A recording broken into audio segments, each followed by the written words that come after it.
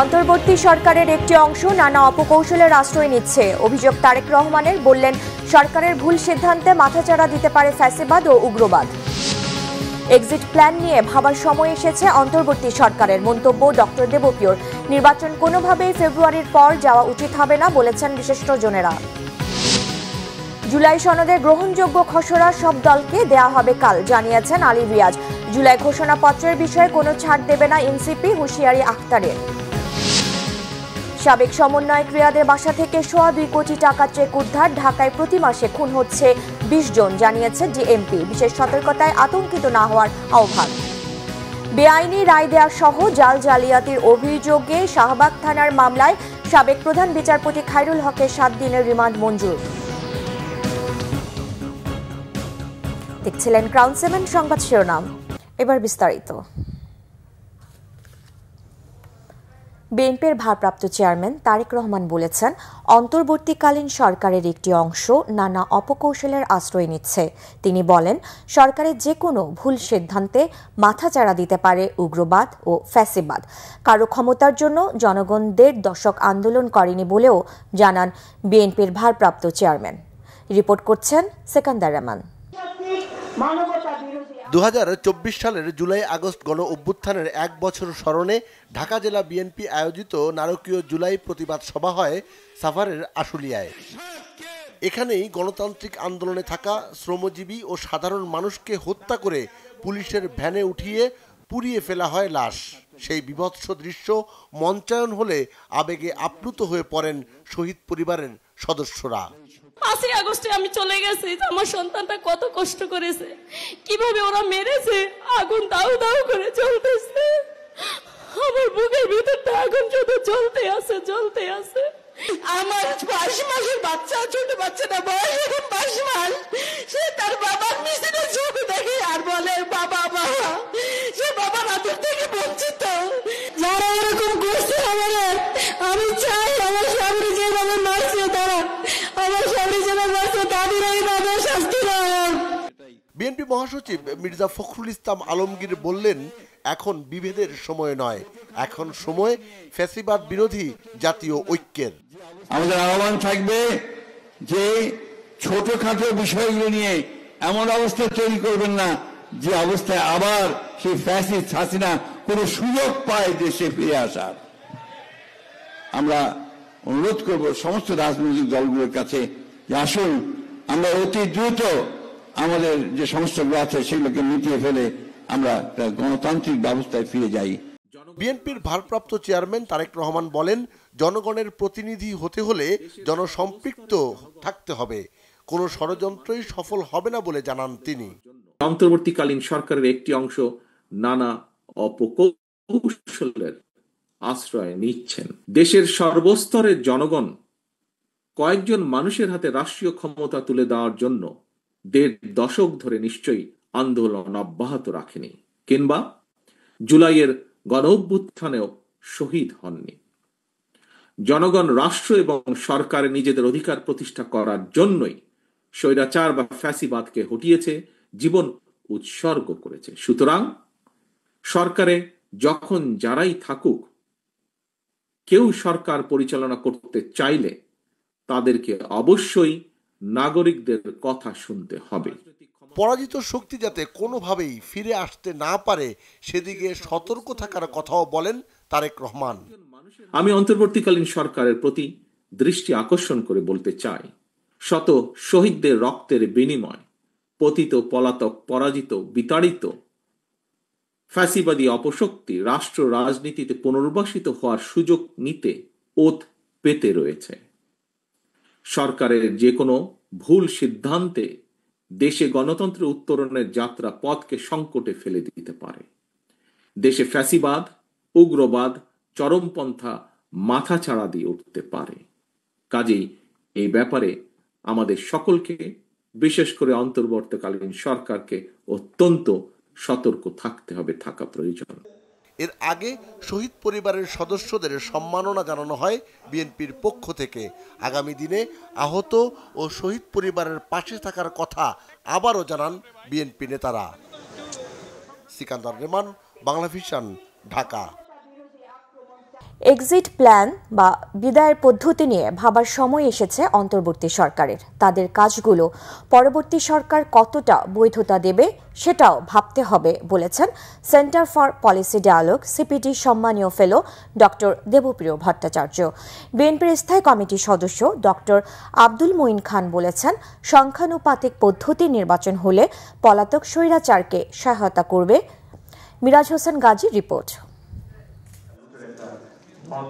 গণতন্ত্রের উত্তরণ অন্তর্বর্তীকালীন সরকারের মেয়াদ ও সংখ্যানুপাতিক নির্বাচন ইস্যুতে গবেষণা প্রতিবেদন উপস্থাপন করে ডেমোক্রেসি ডায়াস বাংলাদেশ। রাজধানীর একটি হোটেলে আয়োজিত অনুষ্ঠানে সমাজের বিভিন্ন খাতের বিশেষজ্ঞরা বক্তব্য রাখেন। সংখ্যানুপাতিক নির্বাচন পদ্ধতি বাংলাদেশের জন্য উপযুক্ত নয় বলে মনে করেন আলোচকরা। বাংলাদেশের জন্য এই মুহূর্তে পিয়ার কোনো সমাধান নয়। যে নির্বাচন ব্যবস্থায় আমরা অভ্যস্ত সেভাবেই নির্বাচনটা করতে হবে, অন্যথায় এখানে একটা ঝুলন্ত পার্লামেন্ট হবে এবং কোয়ালিশন গভর্নমেন্ট করতে হবে এবং বারবার সরকার পরিবর্তন হবে।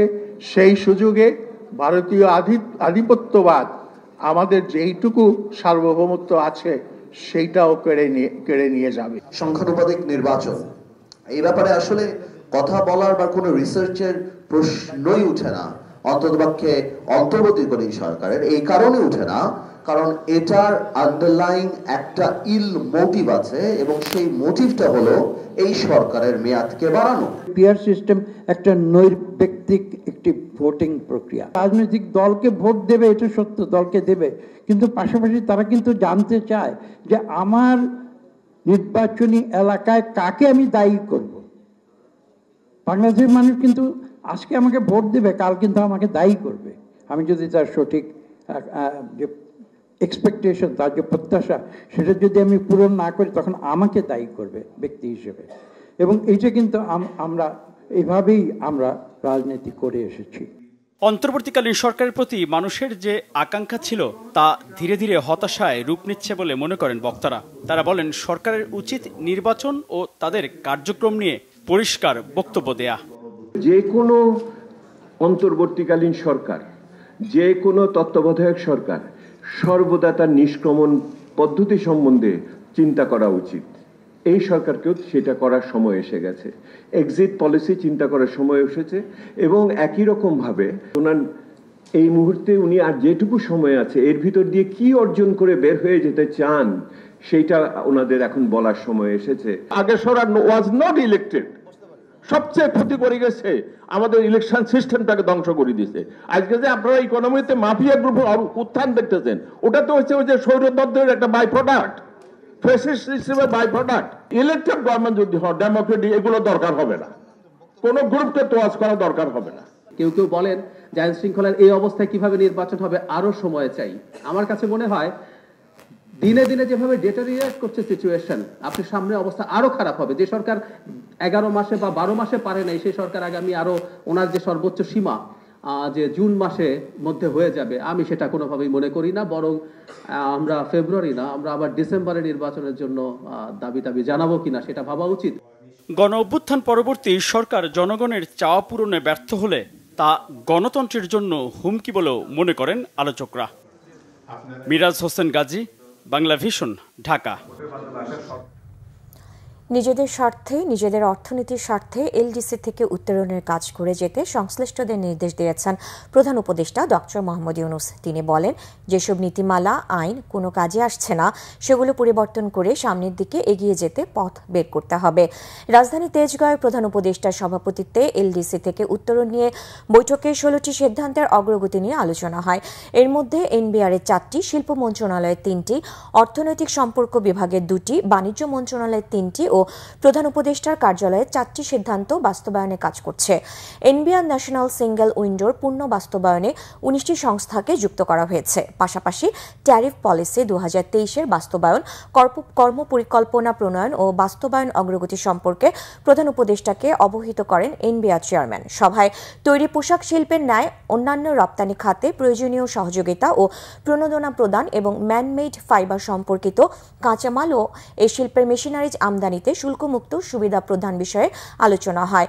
প্রধান উপদেষ্টা বলেন, দেশের চামড়া শিল্পকে সঠিক মূল্যায়ন করা হয়নি। এই শিল্পের সংকট সমাধানে প্রয়োজনীয় ব্যবস্থা নিতে নির্দেশ দেন প্রধান উপদেষ্টা। জাতীয় ঐকমত্য কমিশনের সহ সভাপতি অধ্যাপক আলী রিয়াজ জানিয়েছেন, আগামীকাল জুলাই সনদের গ্রহণযোগ্য খসড়া সব দলের কাছে তুলে দেওয়া হবে। এদিকে এনসিপির সদস্য সচিব আক্তার হোসেন জানিয়েছেন, জুলাই ঘোষণাপত্রের বিষয়ে এক বিন্দু ছাড় দেবে না জাতীয় নাগরিক পার্টি এনসিপি। ৩৬ জুলাইয়ের মধ্যেই জুলাই ঘোষণাপত্র অন্তর্বর্তী সরকারকে ঘোষণা করতে হবে। বুধবার বিকেলে রাজধানীর ফরেন সার্ভিস একাডেমিতে জাতীয় ঐকমত্য কমিশনের দ্বিতীয় দফার ২২তম দিবসের আলোচনায় অধ্যাপক আলী রিয়াজ আরও জানান, এখনও ঐকমত্যের ভিত্তিতে যেসব বিষয়ে সমঝোতা হয়েছে তার একটি তালিকা রাজনৈতিক দলগুলোর কাছে পৌঁছে দেওয়া হবে। এনসিপির সদস্য সচিব আক্তার হোসেন জানান, সরকার জুলাই ঘোষণাপত্র করতে ব্যর্থ হলে ফ্যাসিবাদী বিরোধী সব পক্ষকে সঙ্গে নিয়ে ঘোষণাপত্র তৈরি করবে এনসিপি। সনদ আর ঘোষণাপত্র এক জিনিস নয় মন্তব্য করেন এনসিপির সদস্য সচিব আক্তার হোসেন। বলেন, জুলাই বিপ্লবের ঐতিহাসিক ভিত্তি হচ্ছে জুলাই সনদ। জুলাই সনদের আইনি ভিত্তি না থাকলে এর কার্যকারিতাও থাকবে না। তাই অকার্যকর অবাস্তবায়নযোগ্য কোনো সনদে সই করবে না এনসিপি। ৫ আগস্ট ঘিরে দেশে কোনো নিরাপত্তা ঝুঁকি নেই বলে জানিয়েছেন স্বরাষ্ট্র উপদেষ্টা জাহাঙ্গীর আলম চৌধুরী। ঢাকা মেট্রোপলিটন পুলিশ বিশেষ প্রয়োজনে রাজধানীতে ১১ দিন অভিযান পরিচালনা করছে বলেও জানান তিনি। সচিবালয়ে সাংবাদিকদের এ তথ্য জানান স্বরাষ্ট্র উপদেষ্টা। এটা পুরা বাংলাদেশের না, এটা ডিএমপির একটা অভিযান হচ্ছে। এটা ডিএমপির কাছে জিজ্ঞেস করলে আপনারা ডিটেলস জানতে পারবেন। বিভিন্ন সময়ে বিভিন্ন প্রয়োজনে বিভিন্নটা করা হয়। যেমন ধরেন এখন আপনারা এই ইনফরমেশন জন্য আমরা তাড়াতাড়ি ধরছেন, ওটা কখনো দরকার হয়েছে দেখে ধরছে, তাড়াতাড়ি হয়েছে। সকালে মালয়েশিয়ার একটা টিম আসছিল না, ৫ আগস্ট ধরে কোনো ধরনের কোনো নিরাপত্তার কোনো সমস্যা নেই, সব কিছু আল্লাহ দিলে ভালোভাবে। গুলশানের সাবেক সংসদ সদস্য শাম্মী আহমেদের বাসায় চাঁদাবাজি করতে গিয়ে গ্রেফতার হওয়া বৈষম্য বিরোধী ছাত্র আন্দোলনের সাবেক সমন্বয়ক আব্দুর রাজ্জাক রিয়াদের বাসা থেকে ২,২৫,০০,০০০ টাকার চেক উদ্ধার করেছে পুলিশ। চেক কার নামে তদন্তের স্বার্থে তা প্রকাশ করেনি ডিএমপি। সমসাময়িক পরিস্থিতি নিয়ে ব্রিফিংয়ে জানানো হয়, গেল ২৪ ঘণ্টায় গ্রেফতার হয়েছে ১৮৬ জন। রাজধানীতে প্রতি মাসে গড়ে ২০টি হত্যার ঘটনা ঘটছে। অন্যদিকে বিশেষ সতর্কতা নিয়ে আতঙ্কিত হওয়ার কিছু নেই বলেও সংবাদ সম্মেলনে জানানো হয়। এসএম ফাইজার রিপোর্টে বিস্তারিত। রাজধানীর গুলশানে চাঁদাবাজি করতে গিয়ে হাতে নাতে ধরা পড়ে সাবেক সমন্বয়ক সহ বৈষম্য বিরোধী ছাত্র আন্দোলনের কয়েকজন। গ্রেপ্তারের পর আসামিরা রিমান্ডে দিচ্ছে গুরুত্বপূর্ণ তথ্য। তাদের দেওয়া তথ্যে উদ্ধার হয়েছে 2,25,00,000 টাকার চেক। সমসাময়িক বিষয় নিয়ে ডিএমপি মিডিয়া সেন্টারে সংবাদ সম্মেলনে জানানো হয়, চাঁদাবাজির ঘটনাটি তদন্ত করা হচ্ছে। নেপথ্যে কোনো গডফাদার রয়েছে কিনা তাও খোঁজা হচ্ছে। রাজধানীর গুলশানের সাবেক সংসদ সদস্যের বাসায় গিয়ে ৫০ লাখ টাকা চাঁদা দাবি মামলার একটা ঘটনায় ৫ জন রিমান্ডে রয়েছে। তাদের একজনের বাসা থেকে 2,25,00,000 টাকার একটা চেক উদ্ধার করা হয়েছে এবং এই ঘটনার প্রেক্ষিতে পৃথক একটি মামলা কলাবাগান থানায় প্রক্রিয়াধীন রয়েছে। কোনো দলীয় পরিচয় কারো কাছে মুখ্য বিষয়টা, আমরা যে সম্ভাব্য কারণগুলো এবং এখানে যারা জড়িত ছিল তারা ব্যতীত আর অন্য কেউ আছে কিনা সেটাও আমরা তদন্ত করে দেখছি। আশা করি তদন্ত শেষে এগুলো বিস্তারিত জানা সম্ভব হবে। গেল ২৪ ঘণ্টায় ছিনতাই, ডাকাতি ও চাঁদাবাজি সহ বিভিন্ন মামলায় গ্রেপ্তার হয়েছে ১৮৬ জন। আর রাজধানী ঢাকায় প্রতি মাসে গড়ে খুন হচ্ছে ২০ জন। তারপরও পুলিশের দাবি আইন শৃঙ্খলা পরিস্থিতি নিয়ন্ত্রণে রয়েছে।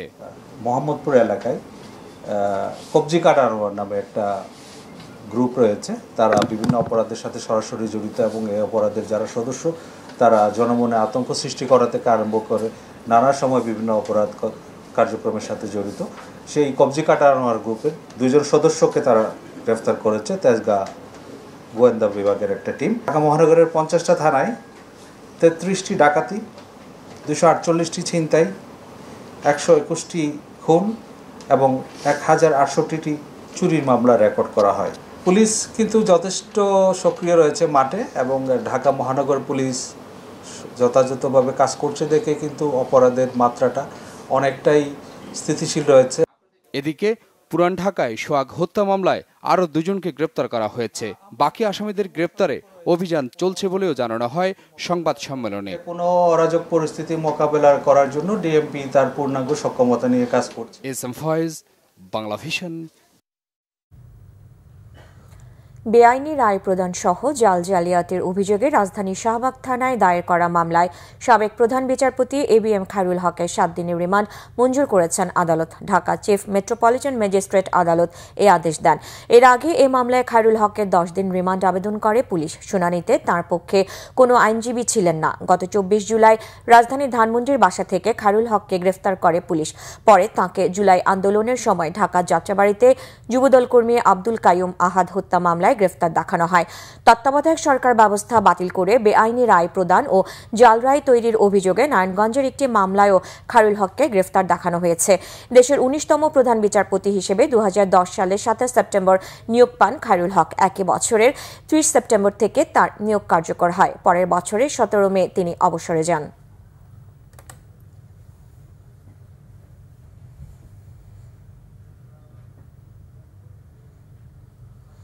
জুলাই আন্দোলনে প্রথম শহীদ আবু সাইদ হত্যা মামলায় চার্জ গঠনের শুনানি শেষে আদেশের জন্য 6 আগস্ট দিন ধার্য করেছে ট্রাইব্যুনাল। সকালে বেগম রোকেয়া বিশ্ববিদ্যালয়ের সাবেক প্রক্টর শরীফুল ইসলাম, বরখাস্ত হওয়া এএসআই আমির হোসেন, কনস্টেবল সুজন চন্দ্র রায় সহ 6 আসামিকে ট্রাইব্যুনালে হাজির করা হয়। এদিন পলাতক 24 আসামির পক্ষে শুনানি করেন ট্রাইব্যুনাল নিযুক্ত আইনজীবীরা। এর আগে মঙ্গলবার শুনানি করেন আসামি সাবেক প্রক্টর শরীফুল ইসলাম, বরখাস্ত কনস্টেবল সুজন চন্দ্র রায় ও ছাত্রলীগ নেতা ইমরান চৌধুরী আকাশের পক্ষে তাদের আইনজীবীরা। শুনানিতে আসামিদের মামলা থেকে অব্যাহতির আবেদন জানান তারা। সোমবার অভিযোগ গঠনের শুনানিতে রাষ্ট্রপক্ষে শুনানি করেন চিফ প্রসিকিউটর তাজুল ইসলাম। 2018 সালে নির্বাচনে রাতে 50% ব্যালট বাক্স ভরে রাখতে শেখ হাসিনাকে আইডিয়া দিয়েছিলেন তৎকালীন আইজিপি জাবেদ পাটোয়ারি। সরকারের পক্ষ থেকে দেয়া হতো মাঠ পর্যায়ে নির্দেশনা। আন্তর্জাতিক অপরাধ ট্রাইব্যুনালের এক মামলায় চলতি বছরের 24 মার্চ ঢাকার মুখ্য মহানগর হাকিম আদালতে চৌধুরী আব্দুল্লাহ আল মামুনের দেয়া 5 পৃষ্ঠা জবানবন্দিতে উঠে এসেছে এমন চাঞ্চল্যকর তথ্য। তিনি আরও জানান, গুম, নির্যাতন ও ক্রসফায়ারের সিরিয়াস নির্দেশনা আসত প্রধানমন্ত্রীর দপ্তর থেকে। সরাসরি নির্দেশনা দিতেন প্রধানমন্ত্রীর সামরিক উপদেষ্টা অবসরপ্রাপ্ত মেজর জেনারেল তারিক সিদ্দিকী। এসব কার্যক্রমের অনেক কিছুই পুলিশের সর্বোচ্চ পদে থেকেও তার অজানা থাকত। তিনি বলেন, কাউকে উঠিয়ে আনা, গুম করে রাখার মতো বিষয়গুলো সাবেক সামরিক উপদেষ্টা জেনারেল তারিক সিদ্দিকী সরাসরি গোয়েন্দা কর্মকর্তাদের মাধ্যমে বাস্তবায়ন করতেন।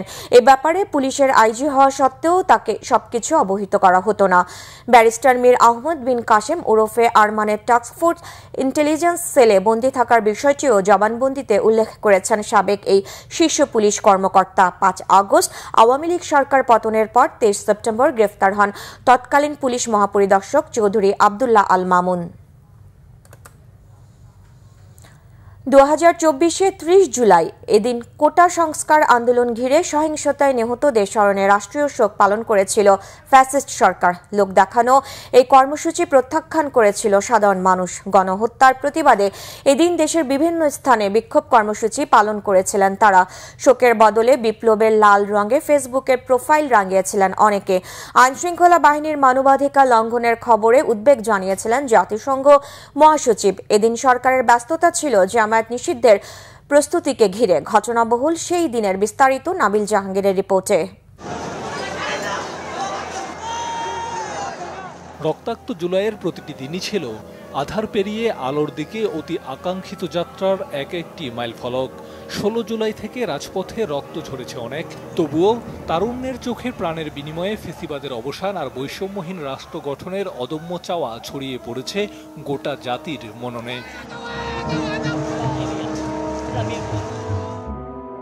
এদিন রাষ্ট্রীয় শোক পালন করেছিল আন্দোলনকারীদের দেখামাত্র গুলির নির্দেশ দেয়া আওয়ামী সরকার। আহতদের দেখতে হাসপাতালেও গিয়েছিলেন শেখ হাসিনা। প্রাণহানির ঘটনায় সুষ্ঠু তদন্তে জাতিসংঘের সহায়তা নেওয়ারও ঘোষণা দিয়েছিলেন। তবে ফ্যাসিস্টদের এই লোক দেখানো কর্মসূচি প্রত্যাখ্যান করেছিলেন আন্দোলনকারীরা। ঢাকা সহ সারা দেশে চোখে মুখে লাল কাপড় বেঁধে হত্যাকাণ্ডের বিচার ও সরকারের পদত্যাগের দাবিতে নানা কর্মসূচি পালন করেছিলেন শিক্ষক, শিক্ষার্থী সহ নানা শ্রেণী পেশার মানুষ। সরকারি শোক প্রত্যাখ্যান করে সামাজিক যোগাযোগ মাধ্যমের প্রোফাইল লাল রঙে রাঙিয়েছিলেন বিক্ষুব্ধ নাগরিকরা। 6 সমন্বয়কের মুক্তি এবং আন্দোলনকারীদের ওপর গুলি না চালানোর নির্দেশনা চেয়ে করা রিটের শুনানিতে সব মৃত্যুই দুঃখজনক বলে মন্তব্য করলেও সেদিন গণহত্যা বন্ধে সাহসী কোনো পদক্ষেপ নিতে পারেনি উচ্চ আদালত। বলেছি যেভাবে পারে যেন এই গুলিটা থামানোর চেষ্টা করা হয়। আমরা আমাদের সন্তানদের রক্ষা করার জন্য এসেছি। অন্যদিকে 6 সমন্বয়ক সহ ডিবির হাতে আটক সকল শিক্ষার্থীকে মুক্তি দিতে 24 ঘন্টার আলটিমেটাম দিয়েছিল বিক্ষুব্ধ নাগরিক সমাজ। এভাবে আমাদের সন্তানদের হত্যা করা, গ্রেফতার করা, নির্যাতন করা, এটা আমরা সহ্য করব না। বাংলাদেশে কোটা সংস্কার আন্দোলন ঘিরে আইনশৃঙ্খলা বাহিনীর অতিরিক্ত বল প্রয়োগ ও মানবাধিকার লঙ্ঘনের বিশ্বাসযোগ্য প্রমাণের খবরে উদ্বেগ জানায় জাতিসংঘ। দেখামাত্র গুলির নির্দেশনা দেয়া এবং আইন বহির্ভূত হত্যাকাণ্ড নিয়ে গভীর উদ্বেগ প্রকাশ করেন ইইউর তখনকার পররাষ্ট্র বিষয়ক প্রধান জোসেফ বরেল। সংবাদ সম্মেলনে গণগ্রেপ্তারের অভিযোগ অস্বীকার করেছিলেন সে সময়ের স্বরাষ্ট্রমন্ত্রী আসাদুজ্জামান খান কামাল। জানিয়েছিলেন পরদিন থেকে কারফিউ শিথিল করা হবে। ওবায়দুল কাদেরের বক্তব্যে ছিল আন্দোলনকারীদের দমনের প্রচ্ছন্ন হুমকি। অন্যদিকে গ্রেফতারকৃতদের মুক্তি দিয়ে রাজনৈতিক সমাধানের পথে হাঁটতে সরকারের প্রতি আহ্বান জানিয়েছিলেন মির্জা ফখরুল ইসলাম আলমগীর। এই দায় স্বীকার করে তাদের চলে যাওয়াটাই হচ্ছে সবচেয়ে বেশি আপনার এই সমস্যার সমাধান করবে। আইন প্রয়োগকারী সংস্থা ভিডিও ফুটেজ দেখে অপরাধীদের চিহ্নিত করছে। আন্দোলন থেকে মানুষের দৃষ্টি সরাতে জামায়াতকে নিষিদ্ধের প্রক্রিয়া নিয়ে এদিন ব্যস্ত ছিল ফ্যাসিস্ট সরকারের উচ্চ পদস্থরা। 14 দল সহ সবাই রাজনৈতিক একটা সিদ্ধান্ত হয়েছে, সেই সিদ্ধান্তটা বাস্তবায়ন হওয়ার জন্য যে সমস্ত প্রক্রিয়ার দরকার সেগুলি চলছে। নাবিল জাহাঙ্গীর, বাংলা ভিশন, ঢাকা। রাজধানীর উত্তরায় মাইলস্টোন স্কুল অ্যান্ড কলেজের বিমান বিধ্বস্তের ঘটনায় দগ্ধ হয়ে জাতীয় বার্ন অ্যান্ড প্লাস্টিক সার্জারি ইনস্টিটিউটে চিকিৎসারতদের মধ্য থেকে ছাড়পত্র পেয়ে বাড়ি ফিরেছেন ফারজানা ইয়াসমিন। তিনি ওই স্কুল অ্যান্ড কলেজের শিক্ষিকা। এ ঘটনায় এখনও আইসিইউতে ভর্তি আছেন 2 জন। বুধবার জাতীয় বার্ন ও প্লাস্টিক সার্জারি ইনস্টিটিউটে সংবাদ সম্মেলনে এই তথ্য জানান ইনস্টিটিউটের পরিচালক অধ্যাপক ডাক্তার নাসির উদ্দিন। তিনি জানান, শারীরিক অবস্থার কিছুটা উন্নতি হওয়ায় আইসিইউ থেকে একজনকে এইচডিওতে স্থানান্তর করা হয়েছে। এখন মোট 32 রোগী ভর্তি আছে। এর মধ্যে 3 জন ক্রিটিক্যাল ক্যাটাগরিতে আর তাদের চেয়ে কম গুরুতর 7 জন রয়েছে সিভিয়ার ক্যাটাগরিতে। বাকিরা অন্যান্য ওয়ার্ড ও কেবিনে ভর্তি রয়েছে। গত 3 দিনে নতুন করে কোনো মৃত্যু হয়নি। ডাক্তার নাসির উদ্দিন বলেন, 32 জনের মধ্যে 14 জনের শারীরিক অবস্থা উন্নতির দিকে, বাকিদের অবস্থা স্থিতিশীল। একজন রোগীকে আমরা আইসিইউ থেকে শিফট করে এইচডিইউতে দিয়েছি। এটা আমাদের জন্য একটা ভালো খবর। আর সার্বিক ভালো খবর, আমরা আজকেও আমরা কোনো রোগীকে আমাদের হারাতে হয়নি। এটা আমাদের জন্য একটা ভালো খবর, আমাদের সবার জন্যই একটা ভালো খবর। আর ভেন্টিলেটরে আরেকটা ভালো খবর হচ্ছে, আমাদের ভেন্টিলেটরে সর্বশেষ যে পেশেন্টটা ছিল সেটাকেও আমরা ভেন্টিলেটর থেকে আমরা বের করে স্বাভাবিক আমরা বলি রুম এয়ারে যে সে থাকছে, এটাও আমাদের জন্য একটা ভালো সংবাদ আমরা বলতে পারি। এখনো রাতে মেঘের শব্দ শুনলে ভয়ে কেঁপে উঠছে মাইলস্টোনের শিক্ষার্থীরা। অনেকেই ফিরতে চায় না এ ক্যাম্পাসে। তাদের কাউন্সেলিং করছে স্কুল ও বিমান বাহিনী। এদিকে শিক্ষার্থীদের জীবন বাঁচাতে নিজের জীবন বিসর্জন দেয়া শিক্ষিকা মাহরিন চৌধুরীর পরিবারকে সমবেদনা জানাতে যান বিএনপি সিনিয়র যুগ্ম মহাসচিব রুহুল কবির রিজভী। বলেন, এরকম বীরত্বপূর্ণ শিক্ষিকা প্রতিটি ঘরে থাকলে বাংলাদেশ বসবাসের জন্য উপযোগী হবে। রিপোর্ট ফররুক বাবুর। মাইলস্টোন স্কুল অ্যান্ড কলেজের ভবনে বিমান বাহিনীর যুদ্ধবিমান বিধ্বস্তের 10 দিন পরেও ভয়াবহ ট্র্যাজেডিতে এখনও আতঙ্কিত মানুষ। ট্রমা কাটাতে শিক্ষার্থী ও অভিভাবকদের কাউন্সেলিং দিচ্ছে স্কুল ও বিমান বাহিনী। যে পদক্ষেপগুলো নেওয়া হচ্ছে, যে কাউন্সিলিং এর, এরপর বিমান বাহিনী থেকে নেওয়া হচ্ছে, তো ওগুলো মনে করি এটা আমাদের জন্য খুবই দরকার। আমাদের রবিবার অনেক দিন পর আমাদের স্কুল খুলবে। আমাদের সকল ভাই বোনের জন্য, আমাদের ছোট ভাই বোনদের জন্য একটা দোয়া মাহফিলের ব্যবস্থা করা হয়েছে, যেখানে আমাদের মাইলস্টোনের সকল স্টুডেন্ট থাকবে। অনেক প্লেন আসা যাওয়া করে, যখন প্লেনের আওয়াজটা আসলে ঘুমের মধ্যে আসলে ভয় লাগে, মনে হয় কিছু একটা হয়ে গেছে। অনেক অভিভাবকরা বলছেন মানসিকভাবে এতটাই ভেঙে পড়েছে তাদের সন্তানেরা আর আসতেই চাচ্ছেন না এই প্রতিষ্ঠানে। মানসিক হাসপাতালে চিকিৎসা নিচ্ছেন অনেকে। যদি মানসিকতায় ওরকম ভাবে ঠিক করতে পারি নাই, তাও আর কি শ্রেণী কার্যক্রম চালায় যেতে হবে। মাইলস্টোন স্কুল অ্যান্ড কলেজে বিমান বিধ্বস্তের ঘটনায় অনেক শিক্ষার্থীর জীবন বাঁচিয়ে নিজের চিরবিদায় নেয়া সাহসী শিক্ষিকা মাহারিন চৌধুরীর উত্তরায় বাসায় বুধবার দুপুরে যান বিএনপির সিনিয়র যুগ্ম মহাসচিব অ্যাডভোকেট রুহুল কবির রিজভী। বলেন, এমন গুণাবলী সম্পন্ন মানুষ থাকলে দেশে জাতিগত বিদ্বেষ থাকতো না, সমাজ থেকে অনেক অসঙ্গতি উঠে যেত। মেহরুন চৌধুরীর মতো এই দৃষ্টান্ত এবং এই গুণাবলী সম্পন্ন শিক্ষকের আরও যদি প্রসার ঘটতো, তাহলে এই হানাহানি হতো না। কদিন আগেই একটি হিন্দু গ্রামে ভাঙচুর হয়েছে, সেখানে লুটপাট হয়েছে। তো এগুলো কেন হবে? এক সমাজে আমরা বাস করি, এটা তো হওয়া উচিত নয়। কিন্তু আমরা সমাজে যদি এই ধরনের শিক্ষক যারা রয়েছে এবং তাদের এই যে অবদান, এগুলো আমরা কখনোই খেয়াল করিনি, এগুলো আমরা কখনোই জানতে পারিনি। আর এই সমস্ত মানুষরা নিজেদের কর্মকাণ্ডকে কখনো প্রচার দেন না, তারা আত্মপ্রচার বিমুখ, নীরবে নিভৃতে তার উপর যে অর্পিত দায়িত্ব সেটা পালন করে গেছেন। এ সময় পরিবারের পক্ষ থেকে মাহারিন চৌধুরীর রুহের মাগফিরাত কামনায় দেশবাসীর কাছে দোয়া চাওয়া হয়। এবং তার জন্য যদি পুরা জাতি দোয়া করে, এইটাই চাই, আর বেশি কিছু না। ফররুখ বাবু, বাংলা ভিশন, ঢাকা। যুক্তরাষ্ট্রের কোম্পানি বোয়িংয়ের কাছ থেকে বিমানের জন্য 25টি উড়োজাহাজ কেনার সিদ্ধান্ত ঘোরার আগে গাড়ি জুড়ে দেওয়ার মতো কাজ হয়েছে, এমন মন্তব্য করেছেন এভিয়েশন বিশেষজ্ঞরা। চাহিদা অনুযায়ী ফ্লিট প্ল্যানিং না করে অদ্ভুত কেনাকাটা জোর করে চাপিয়ে দেওয়া হলে এয়ারলাইন্সটির দায় দেনা বাড়বে, এমন ধারণা তাদের। মার্কিন শুল্ক নীতির বিশেষ এজেন্ডার কারণে সরকার তড়িঘড়ি এমন সিদ্ধান্ত নিতে বাধ্য হয়েছে বলেও মনে করেন তারা। জিয়াউল হক সবুজের রিপোর্ট।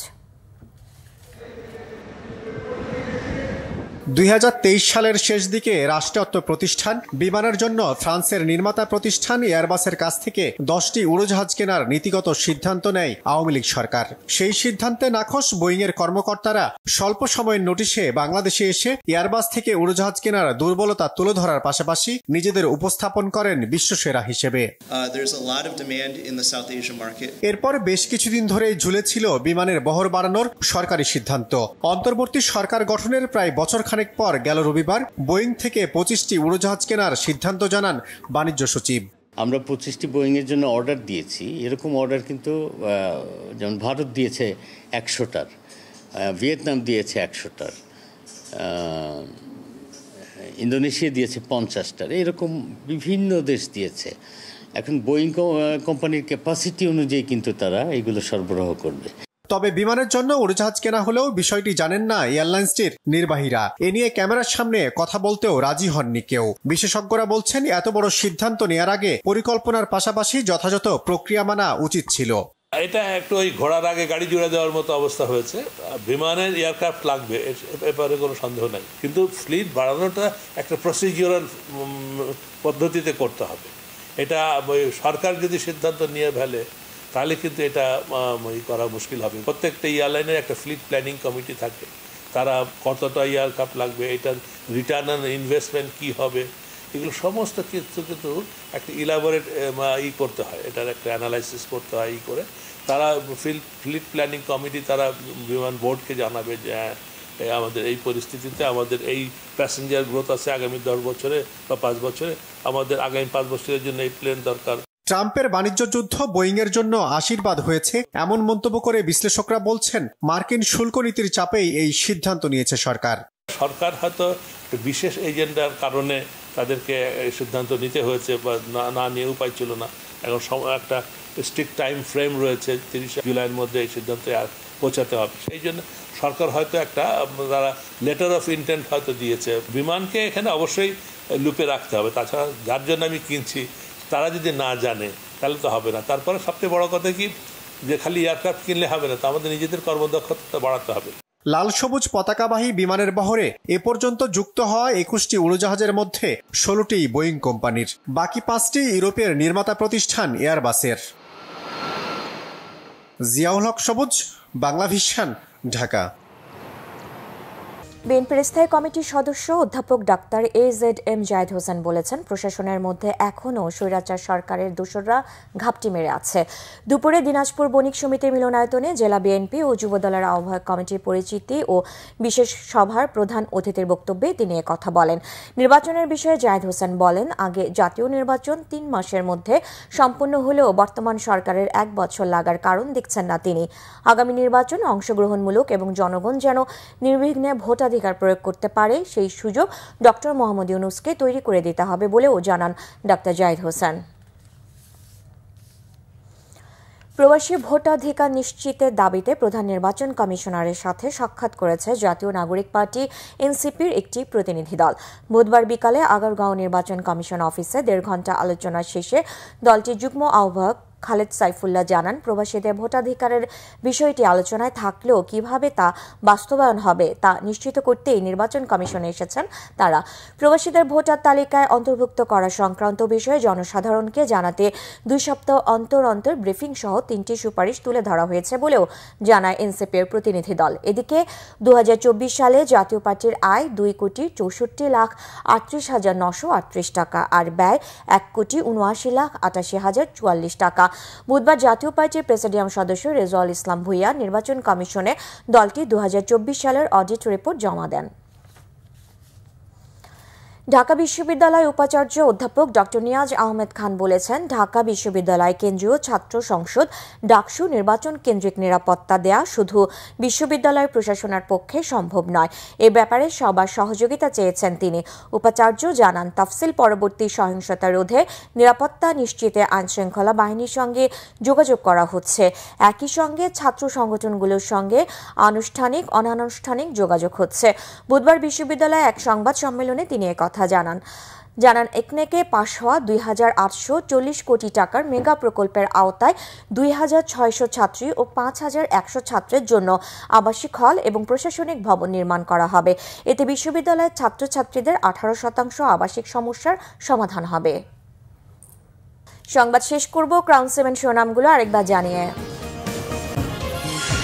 অন্তর্বর্তী সরকারের একটি অংশ নানা অপকৌশলের আশ্রয় নিচ্ছে, অভিযোগ তারেক রহমানের। বললেন, সরকারের ভুল সিদ্ধান্তে মাথাচাড়া দিতে পারে ফ্যাসিবাদ ও উগ্রবাদ। এক্সিট প্ল্যান নিয়ে ভাবার সময় এসেছে অন্তর্বর্তী সরকারের, মন্তব্য ডক্টর দেবপ্রিয়র। নির্বাচন কোনোভাবেই ফেব্রুয়ারির পর যাওয়া উচিত হবে না বলছেন বিশিষ্টজনরা। জুলাই সনদে গ্রহণযোগ্য খসড়া সব দলকে দেওয়া হবে কাল, জানিয়েছেন আলী রিয়াজ। জুলাই ঘোষণাপত্রের বিষয়ে কোনো ছাড় দেবে না এনসিপি, হুঁশিয়ারি আখতারের। সাবেক সমন্বয়ক রিয়াদের বাসা থেকে 2.25 কোটি টাকা চেক উদ্ধার। ঢাকায় প্রতি মাসে খুন হচ্ছে 20 জন, জানিয়েছেন ডিএমপি। বিশেষ সতর্কতায় আতঙ্কিত না হবার আহ্বান। বেআইনি রায় দেয়া সহ জাল জালিয়াতির অভিযোগে শাহবাগ থানার মামলায় সাবেক প্রধান বিচারপতি খায়রুল হককে 7 দিনের রিমান্ড মঞ্জুর। এই ছিল এখনকার মতো। পরের সংবাদ রাত 10:30টায়। এর আগে 9টায় রয়েছে নিউজ 20। ধন্যবাদ।